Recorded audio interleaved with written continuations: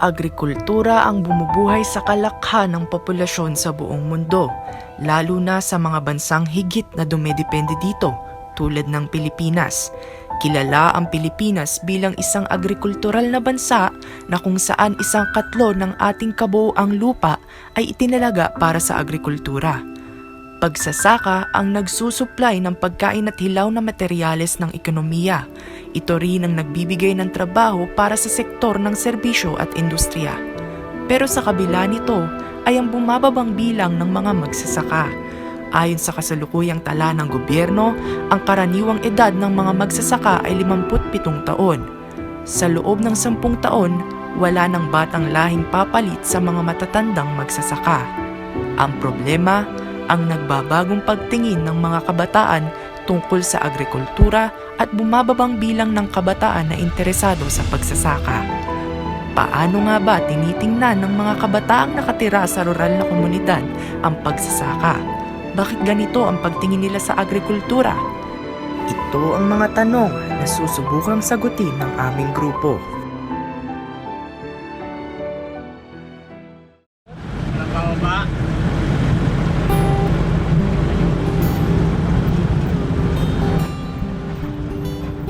Para lubos na maintindihan ang persepsyon ng mga kabataan tungkol sa pagsasaka, pinuntahan ng aming grupo ang isang rural na komunidad sa bayan ng Bay sa Laguna, ang Barangay Trangka. Kalakhan ng lupain sa Trangka ay mga sakahan at plantasyon ng iba't ibang agrikultural na pananim. Kung kaya't, ilan sa mga miyembro ng komunidad ay nagtatrabaho bilang mga magsasaka. Para isulong ang likas kayang pagsasaka sa Trangka, itinatag ang pamana noong 1991, isang maliit na samahan ng mga magsasaka. Bukod sa pagsasaka ng bigas at mais, karamihan rin sa miyembro ng samahan ay nagtatanim ng gulay at nagpapalaki ng mga puno tulad ng santol at lanzones. Una namin pinuntahan ang barangay hall para malaman ang opinyon ng mga opisyales tungkol sa isyu ng bumababang bilang ng mga kabataang interesado sa pagsasaka. Ay sa panahon nga ngayon, ang mga kabataan ngayon ay halos tamad ng pumasok. Yang lalo na ay yung pagsasaka hindi nila hilig dahil sila ay karamihan ay sandal sa pamilya, sa mga magulang. Kasi ngayon, alam mo, ang ating panahon ngayon, ang mga bata ngayon nagtatama rin. Puro na lang mga gadget ang gusto nila. Yung mga magulang noon, yung mga lola noon, talagang ang ano nila, ang pinagpapaaral nila ay talaga sa puro sa bundok, sa pagsasaka. Sa teknolohiya na rin. Marami nga kasi yung mga iba sa mga engineering, kasi madadali ang pera din eh. Kasi dyan sa agriculture, para pag bihira na pasok dyan. Kasi mahirap gawin, para pag maputi, kaya kaso, yan ang pangangailangan ng ating bayan eh, agriculture nila. Mahirap silang kumbinsin ngayon ng mga kabataan pagdating sa pagsasaka. Bakit? Ay gusto nga nila kasi laging patambay-tambay, yan, Facebook, kung ano-ano. Yan kasi yung mga gadgets na kung ngayon lumabas, yun ngayon pinagkakalibangan ng mga bata. Hindi na nila na yung paligid. Ngayon, sa pangatlong salin lahi pa uli, wala na magsasaka siguro. Para malaman ang kanilang opinyon bilang mga magulang, tinanong namin sila kung hahayaan nila ang kanilang mga anak na pasukin ang pagsasaka. Bakit po? Ay wala naman talagang buhay sa pagsasaka. Ang hina ng income. Ang laki ng hirap, mahina ng income. Katulad ko, kasi magsasaka din naman. Ang anak ko, hindi ko talaga masyadong inaano sa pagsasaka. Dahil unang-unang, ang aking pagsasaka, wala akong masyadong nagiging talagang income na talagang sasapat para sa pagsuporta sa aking pag-aaral ng aking mga anak. Pwede, kaso, ang panahon ng mga bata, hindi mo pwedeng diktahan eh. Kung anong gusto nila, yun ang nasusunod eh. Matapos kausapin ng mga opisyalis ng barangay, nagbahay-bahay kami para makausap ang ilan sa mga kabataan ng Trangka tungkol sa kanilang pananaw sa pagsasaka. Una naming pinuntahan ay ang anak ni Kagawad Bener na si Baron. Tinanong namin siya kung ano para sa kanya ang pagsasaka. Para po umunlad yung bansa at marami pong makain. Importante ba sa yung pagsasaka? Opo. Dahil kung wala pong pagsasaka, wala pong makakain ng mga bata pa, pati po mga mga tao.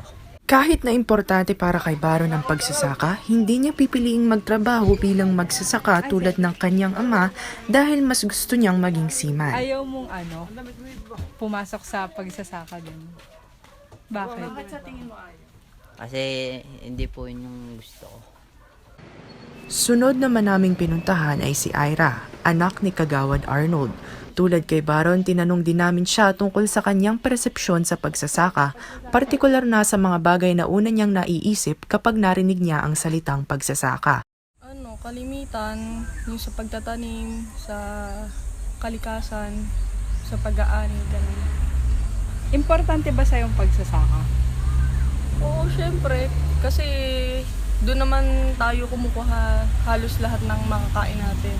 Gaya ni Baron, hindi rin nakikita ni Ira ang kanyang sarili na nagtatrabaho bilang magsasaka. Sa tingin ko hindi kasi syempre, para sa akin, mas gusto ko yung mas maunlad na buhay. Kaya lang, mas importante pa din yung may kaalaman ka na sa mga bagay na gano'n. Kasi hindi naman habang buhay nandun ka sa taas, diba? Kailangan mo ding matuto. Para sa kanya, isa sa mga nakakaapekto kung bakit ganito ang kanyang pagtingin sa pagsasaka ay ang kanyang ama. Kasi yung tatay ko, diba, magsasaka na nga siya. Siyempre, gusto kong iangat sila sa hirap. Hindi sa paraan ng ganun. Kasi sa sobrang hirap ng buhay ngayon, gusto ko din naman may parana sa kanila yung mga bagay na hindi nila naranasan dati. Pagkatapos kina Ira, pinuntahan naman namin ng anak ni Kagawad Dennis na si Sheena. Nadatnan namin si Sheena na nagbabantay ng kanilang tindahan. Ang una kong pumasok sa isip ko, kapag sinasabing magsasaka, ibig sabihin napakababang uri, parang yung mga trabaho nila napaka-mababa, yung parang yung mga tao sinasabing, ako, mahirap lang yan. Pero sa akin, napakaganda to kasi parang pinapakita nila na napakasipag nila, napakakaya nila lahat kahit anong pagsubok. Tulad ni Baron at Ira, hindi rin nakikita ni Sheena ang kanyang sarili na pinapasok ang sektor ng pagsasaka. Hindi ko po sinasabi, ako po yung magsasaka, pero ang gusto ko lang pong gayahin, parang gagayahin ko lang po sila na masipag, na kaya ko yun, pagkatsaga. Pero hindi mo nakikita na ikaw mismo ay nagsasaka or nagtatanim, gano'n? Sipag lang po, yun lang po. Bakit nga ba ayaw pasukin ng mga kabataan ng mundo ng pagsasaka kahit na alam nila na importante ito? Muli kaming nagbahay-bahay at nag-interview ng iba pang kabataan sa Trangka at ito ang kanilang mga naging sagot. Maingay kasi tapos matrabaho siya. Tapos yung yung income ay sobrang liit compared sa ibang work. Parang ang hirap po ng trabaho ng pagsasaka eh. Sa lahat ng aming nakapanayam, si Vrenan lang ang interesado na pumasok sa pagsasaka. Gusto ko po magsaka dahil para na lang sa pamilya. Ayon kay Vrenan, malaki ang naging impluensya ng kanyang lolo at mga kaibigan kung bakit sa tingin niya mahalaga na pasukin ang pagsasaka. Nakikita ko lang po doon sa mga classmates ko. Habang nagagala po ako, tapos nakikita ko po silang nagpapagpag, nagsasaka po sila. Bukod sa pag-i-interview, nagpasagot rin ng aming grupo ng survey sa iba pang kabataan ng Trangka. Gaya ng aming mga nakuha sa aming pakikipanayam, nakikita ng mga kabataan na importante ang pagsasaka dahil dito nagmumula ang lahat ng pagkain at hilaw na materyales na kailangan ng komunidad. Ngunit sa kabila nito, hindi nila ninanais na pasukin ang pagsasaka dahil nakikita rin nila ito bilang isang mahirap na trabaho na may kakaunting sahod. Ang media ang isa sa pinakamalaking bagay na nakaka-impluwensya sa kanilang persepsyon tungkol sa pagsasaka. Ayon sa kanila, madalas nilang nakikita sa balita ang kahirapan sa pagsasaka. Ano nga bang pwedeng gawin para mahikayat at maisulong ang kamulatan ng mga kabataan pagdating sa sektor ng agrikultura? Siguro meron maging bukas ang isip nila, magkaroon ng parang yan sa agriculture, magkaroon sila ng kalaman na yung palang kursong yun ay maganda palang bilang kami narito sa Aplat at sa agrikultura ng amin, dapat yun ang kanilang kunin kasi yun ang nararapat. Ngayon ko ang ating pamahalaan saka matutulungan ng tuloy-tuloy ang ating pinagkakitaan sa agrikultura. Siguro ang mga magulang pa mismo magpupursige para turuan ang mga anak. Pagdating ng araw, ang mga kabataan dapat sila ang mag-aral na magsasaka dahil nasa kanila ang nakasalalay ang kanilang ang pag-asa. Agrikultura ang bumubuhay sa ating bansa at ang kinabukasan nito ay nakasalalay sa mga kabataan. Ikaw, bilang kabataan, anong magagawa mo para maisulong ang agrikultura sa ating bansa?